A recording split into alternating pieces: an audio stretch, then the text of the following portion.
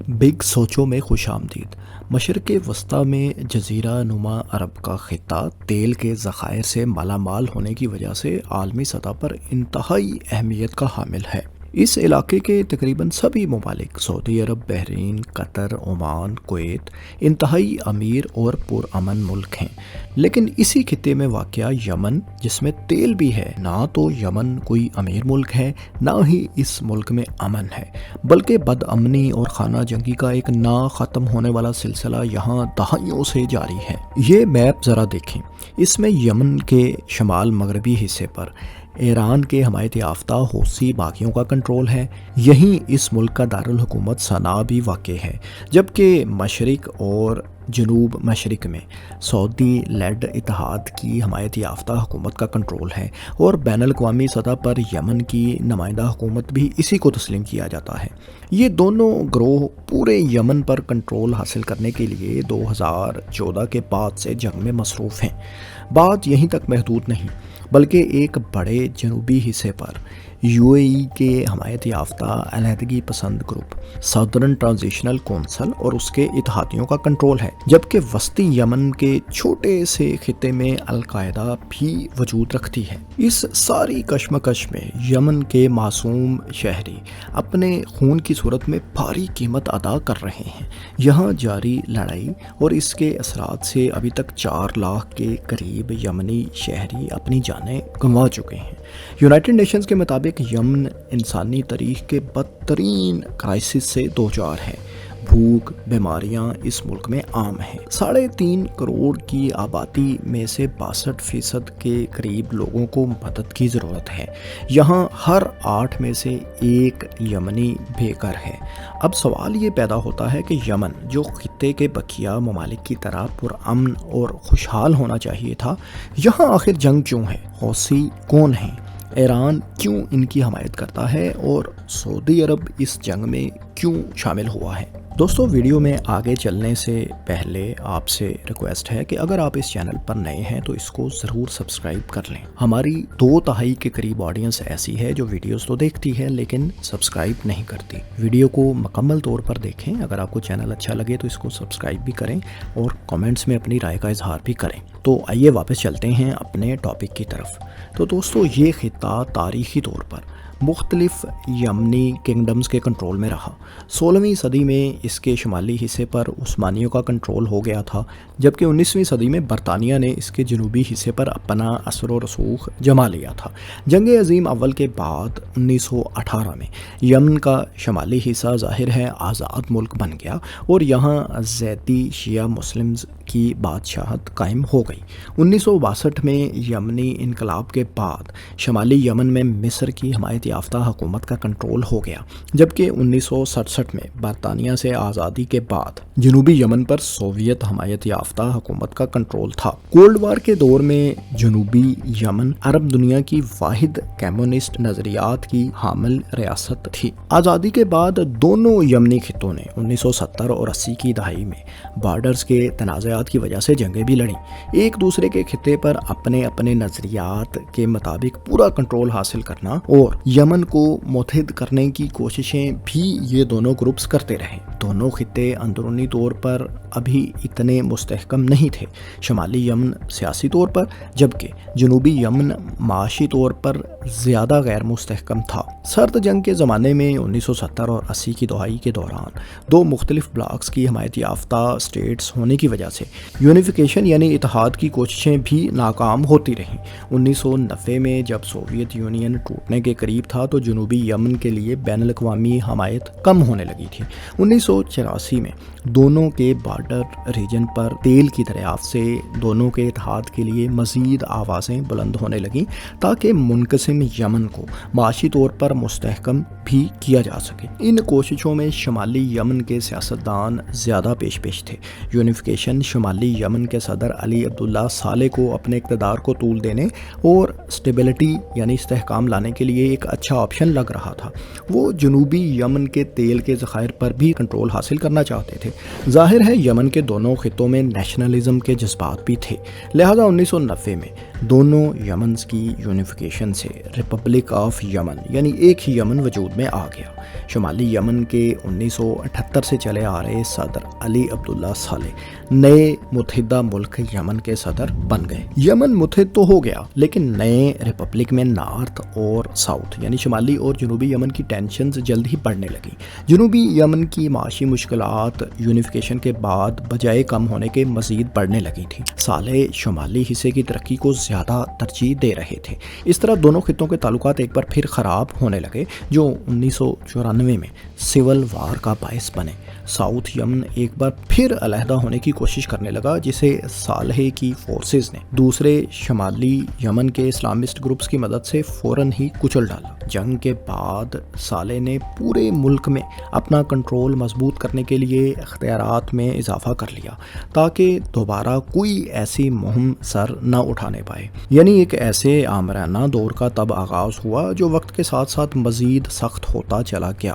ملک کی دولت اور طاقت اشرافیہ کے کنٹرول میں ہونے کی وجہ سے عوام کی مشکلات بڑھنے لگیں۔ بے روزگاری اور غربت ملک میں عام ہو چکی۔ سن 2000 آتے آتے علی عبداللہ صالح کی کرپشن اور ان کے اتھارٹیرین رول کے خلاف آوازیں اٹھنے لگیں جن میں شمالی یمن کے حوثیوں کی تحریک سب سے نمایاں تھی۔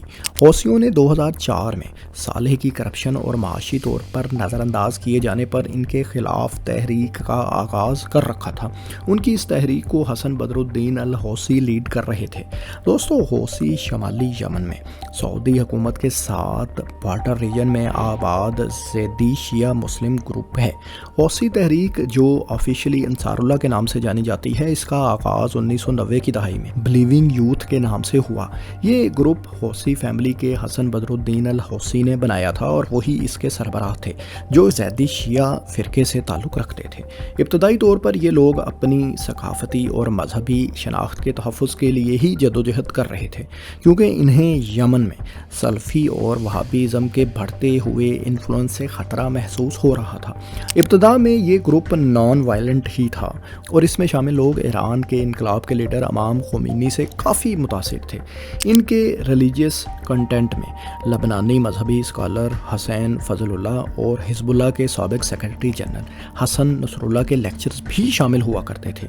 2004 میں حسین بدر الدین کی قیادت میں اس گروپ نے حکومت مخالف کارروائیاں بھی شروع کیں تو صالح نے بھی حوثیوں کے خلاف ملٹری مہم کا آغاز کر دیا۔ ستمبر 2004 میں اس تحریک کے سربراہ حسین بدر الدین الحوثی کو یمنی فورسز نے مار ڈالا۔ اس کے بعد حسین بدر الدین کے بھائی عبد المالک الحوثی اس تحریک کے لیڈر بنے اور آج تک وہی حوثیوں کو لیڈ کر رہے ہیں۔ 2004 تک اس گروپ کے ساتھ ایران کی ہمدردیاں تو تھیں لیکن بہت زیادہ ایرانین سپورٹ کے ثبوت نہیں ملتے۔ لیکن وقت کے ساتھ ساتھ جیسے جیسے صالح کی حکومت کو حوثیوں کے خلاف سعودی عرب نے زیادہ حمایت دینا شروع کی تو ایران بھی ویسے ہی حوثیوں کو پہلے سے زیادہ سپورٹ کرنے لگا۔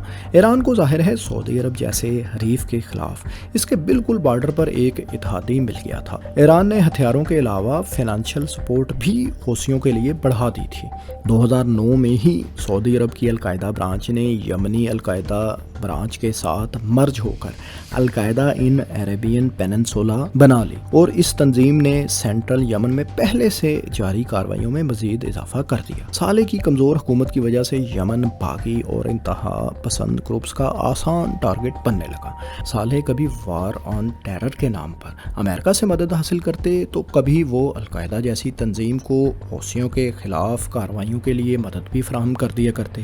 دراصل ان کا مقصد اپنے کنٹرول کو برقرار رکھنا اور اپنی ذاتی حکومت کو ظاہر ہے طول دینا تھا۔ اسی دوران 2010 کے آخر میں افریقن ملک تیونس سے عرب سپرنگ کا آغاز ہوا جو دیکھتے ہی دیکھتے دوسرے شمالی افریقن اور عرب ممالک تک پھیل گیا۔ یمن بھی اس کے اثرات سے محفوظ نہ رہ سکا۔ یہاں بھی شہری علی صالح کی 3 دہائیوں سے چلی آ رہی آمریت کے خلاف سڑکوں پر نکل آئے۔ حوثیوں کو بھی علی صالح کی سعودی حمایت یافتہ حکومت گرانے کا ایک سنہری موقع ہاتھ آ گیا۔ وہ بھی مظاہرین کی سپورٹ کرنے لگے۔ جون 2011 میں صنعاء کے پریزیڈنشل پیلس میں ہونے والے ایک راکٹ حملے میں علی صالح زخمی ہو گئے۔ انہیں علاج کے لیے فوراً سعودی عرب لے جایا گیا۔ اس حملے میں 7 عام لوگ بھی جان سے گئے تھے۔ علی صالح کے زخم تو بڑھ گئے لیکن اس دوران سیاسی صورتحال مزید ابتر ہو چکی تھی۔ بالآخر علی صالح گلف کوآپریشن کونسل یعنی GCC اور دوسری طاقتوں کے دباؤ میں آ کر مستعفی ہو گئے۔ صالح اس شرط پر اقتدار چھوڑنے پر راضی ہوئے تھے کہ ان کے 33 سالہ اقتدار میں کیے گئے جرائم پر ان کے خلاف مقدمات نہیں چلائے جائیں گے۔ اس ڈیل کو امریکہ کی حمایت بھی حاصل تھی۔ علی صالح کے مستعفی ہونے کے بعد 27 فروری 2012 میں ایک نئے سیٹ اپ کے تحت نائب صدر عبدالرب منصور ہادی کو یمن کا صدر منتخب کر لیا گیا۔ اگرچہ منصور ہادی الیکشن کے ذریعے صدر منتخب ہوئے تھے لیکن اس الیکشن میں کوئی دوسرا امیدوار نہیں تھا اور 100% ووٹ انہی کو پڑے تھے۔ اس نئے سیٹ اپ سے بھی حوثی خوش نہیں تھے کیونکہ انہیں ایک بار پھر نظر انداز کیا گیا تھا اور مناسب نمائندگی انہیں نہیں ملی تھی۔ ملک میں معاشی عدم استحکام تو پہلے ہی سے کافی زیادہ تھا، مختلف دھڑوں کی لڑائیاں بھی جاری تھیں۔ 2014 میں ہادی کی حکومت نے فیول سبسڈیز جب واپس لیں تو اس پر ملک میں شدید مظاہرے اور ہنگامے پھوٹ پڑے۔ اس کا فائدہ اٹھاتے ہوئے حوثیوں نے سپتمبر 2014 میں یمن کے دارالحکومت صنعاء کا کنٹرول حاصل کرنے کے لیے کوششیں شروع کر دیں۔ اب کی بار انہیں GCC بیکڈ یمنی حکومت کے خلاف ایران کی حمایت بھی حاصل تھی۔ جنوری میں منصور ہادی اپنے عہدے سے مستعفی ہو گئے اور فروری 2015 میں حوثیوں نے باقاعدہ طور پر صنعاء کا کنٹرول حاصل کرنے کا اعلان کر دیا۔ فروری ہی میں UN سیکیورٹی کونسل نے ایک قرارداد کے ذریعے حوثیوں کے اس ایکشن کی مذمت بھی کی تھی۔ اس کارروائی کے بعد منصور ہادی جنوبی یمن کے ساحلی شہر عدن چلے گئے اور وہاں جا کر انہوں نے اپنا استعفیٰ بھی واپس لے لیا۔ اس کے بعد حوثی جنوبی ساحلی شہر عدن کی طرف بڑھنے لگے۔ منصور ہادی نے انٹرنیشنل کمیونٹی سے مدد مانگی اور وہ خود سعودی عرب چلے گئے۔ ہادی کے حامیوں کی فورسز مارچ میں پہنچنا شروع ہو گئی جب سعودی ڈیفنس منسٹر محمد بن سلمان نے شمالی یمن میں حوثی ٹارگٹس کو نشانہ بنانے کا حکم بھی اپنی فورسز کو دے دیا۔ سعودی عرب حوثیوں کے خلاف اس مہم کو لیڈ کر رہا تھا جبکہ اسے قطر، UAE اور بحرین کی حمایت بھی حاصل تھی۔ سعودی طیاروں نے مارچ کے مہینے میں شمالی یمن میں حوثی ٹارگٹس پر حملے شروع کر دیے تھے۔ یہاں دوستو آپ کو یہ بھی بتاتے چلیں کہ اس جنگ میں یمن کے ہمسایہ ملک عمان نے سعودی عرب کے اصرار کے باوجود شرکت سے انکار کر دیا تھا اور ایسے ہی پاکستان کی پارلیمان نے بھی متفقہ طور پر اس جنگ میں حصہ نہ لینے کے لیے ووٹ دیا تھا، حالانکہ سعودی عرب کی طرف سے پریشر تھا۔ بہرحال اس کمپین میں سعودی عرب کو امریکہ اور امریکن ہتھیاروں کی بھرپور سپورٹ حاصل تھی۔ حوثیوں کے جوابی حملوں کو انٹرسپٹ کرنے کے لیے امریکہ نے سعودی عرب کو میزائل ڈیفنس سسٹم بھی مہیا کیا تھا۔ 2015 ہی میں امریکہ کی مدد سے سعودی لیڈ الائنس نے گلف آف ایڈن میں نیول بلاکیڈ یعنی سمندری راستہ بھی بلاک کر دیا تھا تاکہ ایران سے حوثیوں کو مدد نہ مل پائے۔ دوستو انتہائی دلچسپ بات یہ ہے کہ مئی 2015 میں حوثیوں کے خلاف ماضی میں جنگ کرنے والے ان کے دشمن علی عبداللہ صالح سابق یمن کے صدر بھی ایک بار پھر حوثیوں کو جوائن کر چکے تھے۔ ہادی کے 3 دہائیوں پر محیط اقتدار کی وجہ سے یمن کی ملٹری میں ان کے حمایت یافتہ جرنلز اور افسر ابھی بھی موجود تھے جن کی سپورٹ ظاہر ہے انہیں حاصل تھی۔ اس کے بعد پھر حوثیوں نے سعودی عرب کی آئل فیسلٹیز اور ایئرپورٹس سمیت اہم مکانات کو نشانہ بھی بنانا شروع کر دیا تھا۔ حوثیوں نے سعودی عرب کے علاوہ UAE میں بھی کئی مقامات کو ٹارگٹ کیا تھا۔ دونوں اطراف سے حملوں میں اکثر معصوم لوگ ہی نشانہ بنتے تھے، بالخصوص سعودی ایئر اسٹرائکس تو انتہائی ان ایکوریٹ تھیں۔ 2017 میں علی صالح جو اب حوثیوں کے ساتھ مل چکے تھے نے سعودی لیڈ الائنس سے بات چیت کرنے کا اعلان کر دیا۔ اس پر حوثیوں اور صالح کے درمیان اختلاف پیدا ہو گیا۔ صالح کے اس اعلان کے 48 گھنٹوں کے اندر ہی حوثیوں نے انہیں قتل کر ڈالا۔ منصور ہادی کی یمن میں حکومت کو 2018 میں ایک اور سیٹ بیک تب ہوا جب جنوبی یمن کے علیحدگی پسندوں کے مطالبات نہ ماننے پر ان کے ساتھ اختلاف ہو گیا۔ علیحدگی پسندوں نے اس کے بعد عدن شہر کا کنٹرول حاصل کر لیا تو ان کی پرو ہادی فورسز سے جنگ چھڑ گئی۔ اب ہادی حکومت کے خلاف جنوب میں ایک نیا محاذ کھڑا ہو چکا تھا۔ 2019 میں UAE کو جب جنگ میں کوئی خاص پروگرس ہوتی نظر نہ آئی تو اس نے اپنی فورسز کو یمن سے ڈس انگیج کرنا شروع کر دیا۔ گیا۔ 2020 کے اوائل میں حوثیوں نے میزائل سٹرائکس میں اضافہ کر دیا تو سعودی عرب نے بھی ایئر سٹرائکس بڑھا دی اور اس طرح دونوں طاقتوں کے درمیان جنگ کی شدت میں اضافہ ہو گیا۔ 2020 میں جنوبی علیحدگی پسندوں نے انڈین اوشین میں واقع یمنی آئی لینڈ سکوٹرا سے ہاتھی کی فورسز کو بے دخل کرتے ہوئے اس جزیرے کا کنٹرول حاصل کر لیا۔ یمن میں جاری جنگ میں ایک اور موڑ تب آیا جب 2021 میں حوثی باغیوں نے جنوبی یمن کے آئل ریچ ریجن معارب کا کنٹرول حاصل کرنے کی کوشش کی، لیکن اس مرتبہ انہیں سعودی عرب کے حمایت یافتہ گروپ کے خلاف یہ کامیابی نہیں مل سکی۔ دوستو، یمن میں جنگ جاری تھی، لیکن 2023 میں ایران سعودی عرب کے تعلقات میں کچھ نارملائزیشن کے بعد سعودی عرب اور حوثیوں کے درمیان بھی ظاہر ہے ڈائیلاگ کا آغاز ہو چکا تھا۔ دونوں فریقین کے درمیان تعلقات کی بہتری کی کچھ امید پیدا ہوئی تھی کہ 7 اکتوبر 2023 کو حماس اور اسرائیل والا واقعہ ہو گیا۔ اس کے بعد پھر حماس اور فلسطینیوں کی حمایت میں حوثیوں نے باب المندب میں کارگو شپس کو نشانہ بنانا شروع کر دیا۔ حوثی عام طور پر ان شپس کو ٹارگٹ کرتے جو اسرائیل، UK یا امریکن شپنگ کمپنیز کے ہوں۔ ابھی تک حوثی باغی 80 کارگو شپس پر میزائل یا ڈرون سٹرائکس کر چکے ہیں۔ حوثیوں نے براہ راست اسرائیل پر بھی حملے کیے اور یہ لڑائی ان کی ابھی جاری ہے۔ دوستو، 5,30,000 مربع کلومیٹر پر پھیلا یمن ابھی تک مختلف گروپس کے کنٹرول ہی میں ہے۔